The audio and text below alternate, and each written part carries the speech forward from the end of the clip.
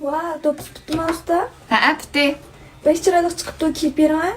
Sizlar yurak bassa kiyib beraman. Chuqur bosadi. Unda xanim qizlar kuzatmanglar. Mana bu oyiqini, mana bu do'ppisini, mana bu chasini pilab kiyib beray. Qanday go'zal xonim qizlar yarishibdimi? Sizdan topib ketdik. Haftamdagi oyoq, mana bu atlas ko'ylak, mana bu to'chaza, mana bu do'ppa. Yarishibdi degan go'zal xonim qizlar qo'shinglar. Bir tal yuraklar inkas rayni rasm tatib yo'llab o'tgandan keyin yulduz belgisini bersa pasini saqlab olsanglar bo'ldi. Men to'chazga taqagan oldim. Undan so'ng do'pkaga oltimni chiqarib beray, ko'rib beqinglar.